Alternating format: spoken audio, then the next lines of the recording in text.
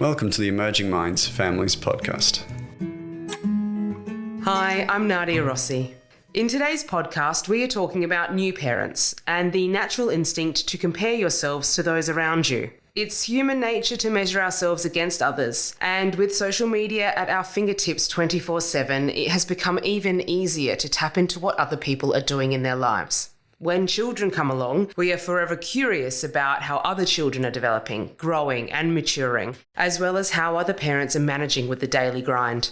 Pictures of perfectly swaddled sleeping babies being taken out for a stroll on a sunny day are lovely. But when your reality is a baby who struggles to settle and a good day is managing to shower, these images can be particularly unhelpful.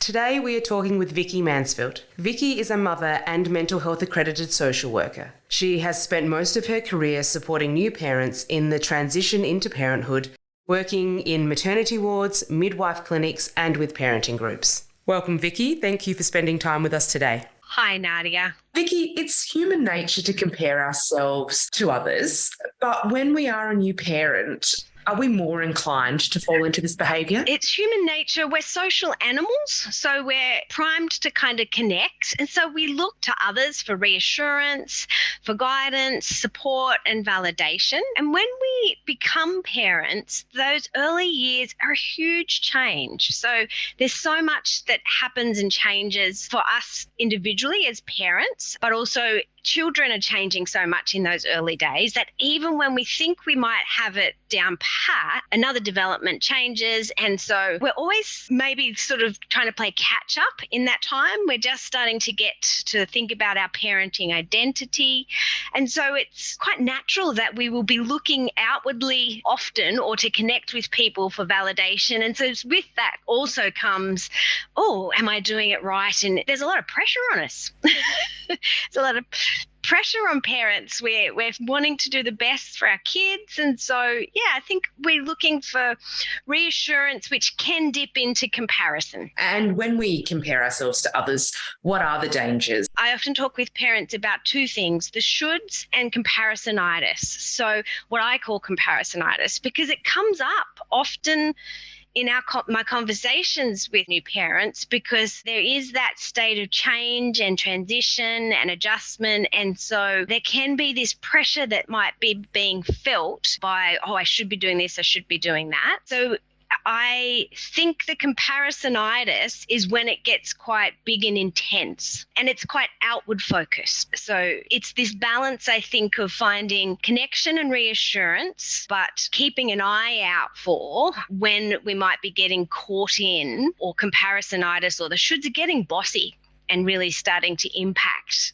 our health, mental health sometimes, or our well-being. As a mum, I learned so much from talking to other parents and watching what works for them. It's actually where I gained so much insightful information about parenting. But is there a safe way to do this without thinking that I have to be exactly like them? It's recognizing that it is absolutely a hugely important source of validation and support to connect with others and to be real and brave in our conversations with others, because I think that helps us then have conversations that are about the good, the bad, and the ugly. So it's the nature of the conversations that will impact in some ways, but it also is about how we might be turning that inwards. Say, for example, we're caught in some of that comparisonitis. We might have a chat with a friend and then we might go home and think, her baby's sleeping through.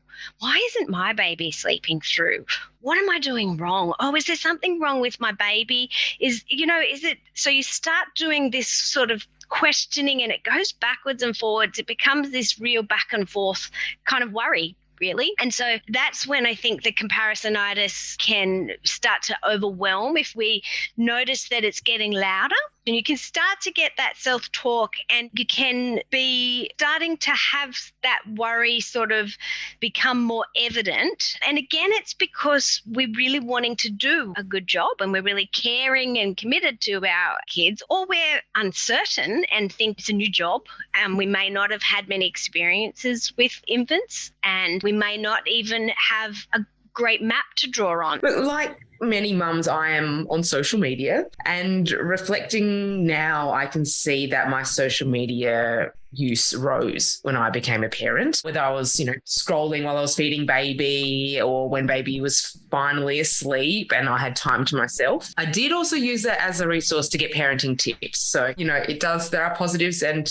negatives out there, but I certainly did find myself in a rabbit hole at times when I compared myself, my parenting, and even what, my family was or wasn't doing. And so how can we as parents use social media safely? You make a good point. Can be a source of support. So forums can be a way of connecting, and certainly through COVID, I think they probably increased when we weren't able to have contact with people. Lots more people went to parenting forums or social media to make connections. But so it can be a source of support and can be a source of information. And so, back in my time, I was a reader. I could have some books, or I had a friend who is a child and family nurse, so I'd chat with them. But now it's endless and limitless.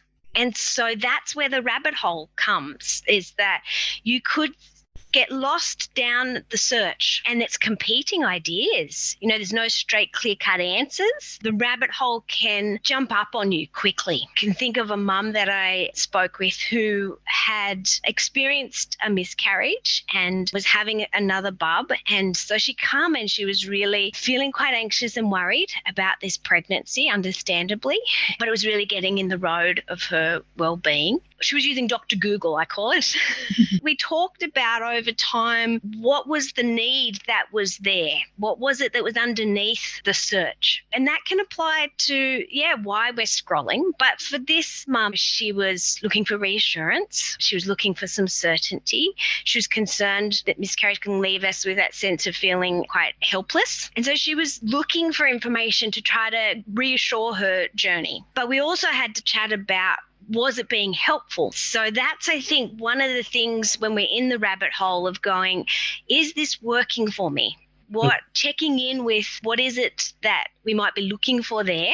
So it could be connection, it might be information, it might be reassurance. And is that working for us, or is it leaving us feeling more? For her, she was feeling more overwhelmed. It was not helping her nervous system settle down. So I think it's, checking out how it's feeling, and, may not be a problem, but if it is feeling like an overwhelm, then sort of having some thought about those things. I think that's so great, is having that in mind. How is this making me feel about myself when I see these images, and, who are these people that I'm choosing to follow? How am I curating my own feed? You can curate your feed, and it's important to remind ourselves that you're getting a curated version. I've heard it described that it's a curated life that you're seeing. And so you are seeing the best of the best. And I think that's where it's important to recognize that if we're looking for connection, which is often, it's not uncommon in those early months, it's repetitive, and sometimes we're feeling like we're kind of going over the same thing every day. So we're looking for some connection and adult conversation. When we're seeing the more idealized version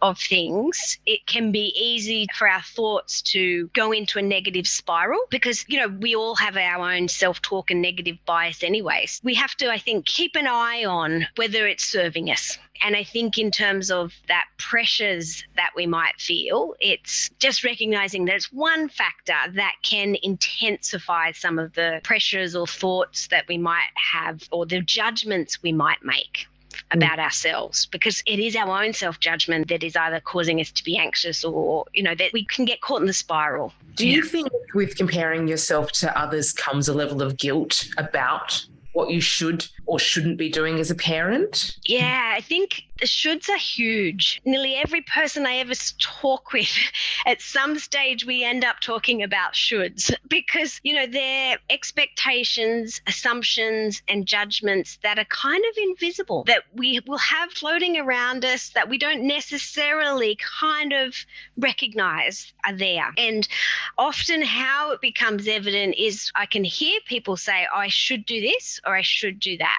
And so everybody has an opinion about parenting, and we get flooded from birth to the day we have a baby about the narratives of how we need to be as parents, or what's a good child or a bad child. There's lots of opinions. So our assumptions and our judgments kind of form the shoulds. And should has a pointy finger tone. You should do this, you should do that, rather than I could do this, or I could do that, or I might do this, or I may do that.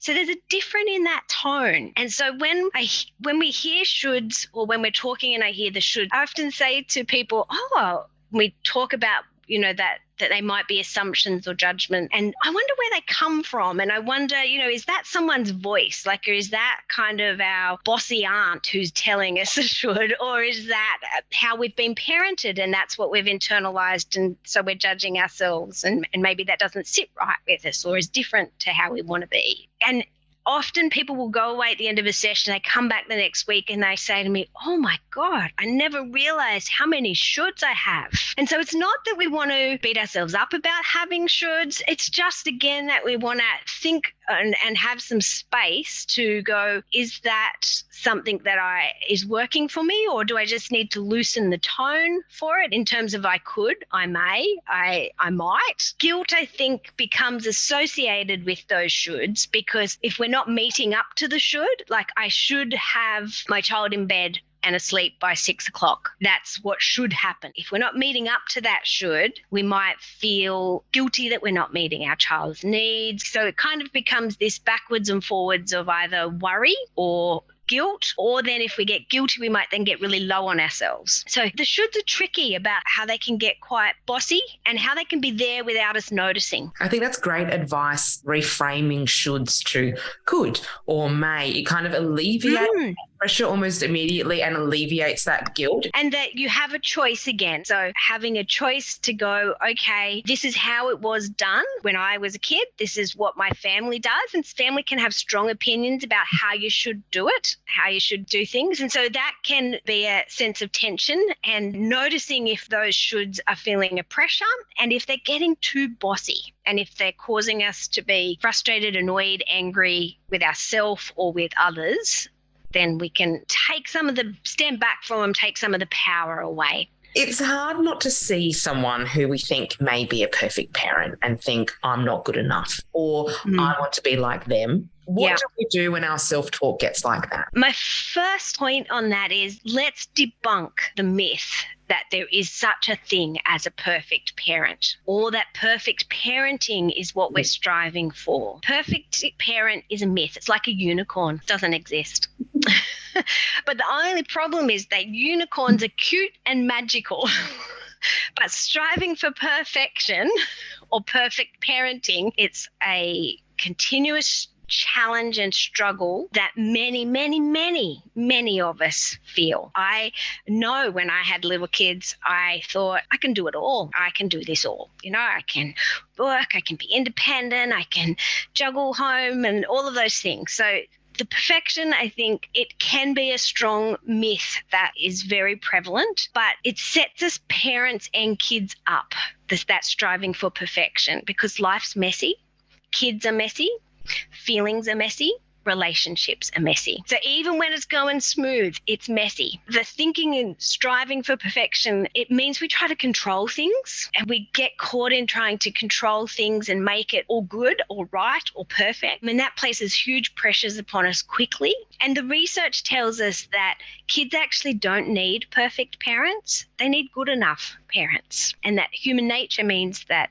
good enough means that sometimes we're getting it right and sometimes we're not getting it right and we have to repair when we don't get it right. I had this mum speak to me recently and she had the most lovely reflection that just really stayed with me. Her and her partner. Her partner said every time I went about the morning thinking and expecting I was going to get something done, I'd just get so frustrated and angry when it didn't go to that plan. If I sort of was able to acknowledge, okay, free that up a little bit, which is not always easy. I certainly get that.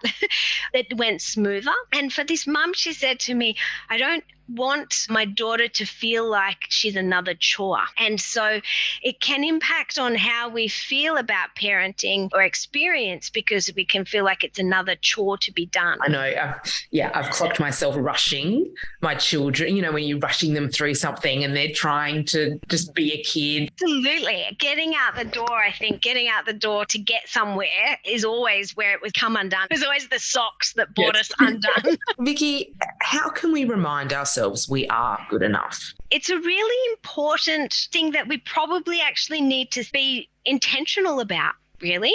Because one, we're super busy, as in that first year of parenting all throughout, but in that first year particularly, we're super busy, we're tired, exhausted, sleep deprived. And so it can be we can be swallowed by the busyness, the tiredness and the mess. And we are our own worst critics often. But also in a society, we don't necessarily always place value on the caring that occurs for parents. So we think more about productivity, and in that sort of productivity, we go and we produce an outcome. And parenting in those first year is much more about lots of caring that's maybe not as tangible. Even journaling, that was something that I did a lot after I traveled, I started to write a journal and have continued throughout. Yeah, for me, journaling has always been a way, I guess, putting it out there. But it can also be a useful way of checking in with our strengths. And there's a few things that I have explored, and these are things that you can play with, because it's, not one size fits all. So there's suggestions. So there's one, you can journal,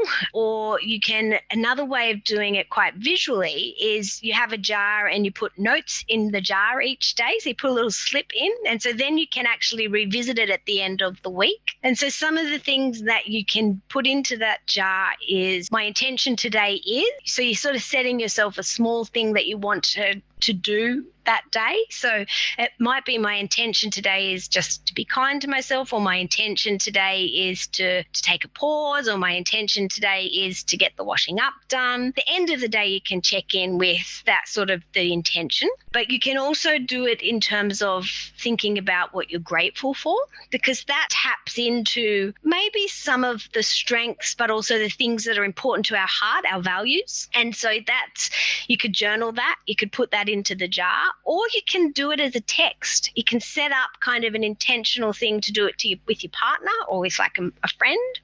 So today I'm grateful for, and you send the text off. And you get them to send you one back. So it's ways to play with, making some space for checking in what's of value to us and what's important to us, or what fills our emotional cup. And the other ones are, you can also do one thing that made me smile today, because again, it taps into some of the things that are going well for us, or makes us think about it, because sometimes we have to think hard. Or one thing I noticed about my child today. So, that brings out that sense of what care we're providing to our child. So that's reminiscent of that mum saying, I don't want it to be a chore. So thinking about, yeah, these are the things that I've done well today, and this made me smile, or this is what I'm grateful for, or it could be as specific as one thing that I did well today. So there's, I guess, creating some space, and could be journaling, texting with a friend, putting it visually, and then checking at the end of the week. So some ways, I guess, to balance out our inner critics.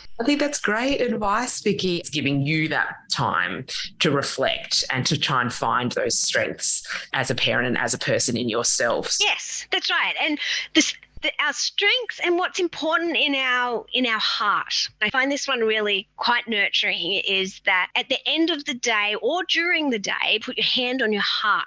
Sort of that act of self-care, befriending ourselves, taking a couple of breaths, just feeling out. And it helps our nervous system regulate, because if you've got through bedtime and late night feeds, or, the hurly-burly of the day, that hand on heart can really just give us some moments to slow down. And it could be, again, that experience of, what would I say to myself if I was a friend telling me about how I went today? And that's a really powerful way of doing it. We can do that often. We can be empathic and support. But how does it feel if we put our hand on our heart and take that approach, because I think we don't give ourselves space for that. So it's that connecting with self, but also being compassionate and kind to self, because I think that is an antidote to the harsher inner critics, the comparisonitis, the shoulds, the busyness, and that finding ourselves as a parent that occurs in the first 12 months. Thank you, Vicki. This has been a really valuable insight into the importance of not comparing ourselves and our parenting to others, how we can protect ourselves and realise our own strengths as a person and as a parent. If you could leave our listeners with 3 takeaways from what we've spoken about today, what would they be? So I think notice if the shoulds are getting too bossy. And remember, you can choose how you want to parent. And parenting is messy and perfection is a myth. But unlike unicorns, it's not cute and magical. It zaps the fun out of life. And I think to follow on from that, at the end of every day, take a big breath, hand on heart, and be kind to yourself. They are such great takeaways, Vicki. Thank you. And thank you for your time today. Thanks, Nadia. You have been listening to an Emerging Minds Families podcast. If anything spoken about today has been distressing for you or you find yourself struggling, please reach out for help. You can call Lifeline on 131114, or more resources for support can be found in our show notes. Visit our website at www.emergingminds.com.au/families for a wide range of free information and resources to help support child and family mental health. Emerging Minds leads the National Workforce Centre for Child Mental Health. The centre is funded by the Australian Government Department of Health under the National Support for Child and Youth Mental Health program.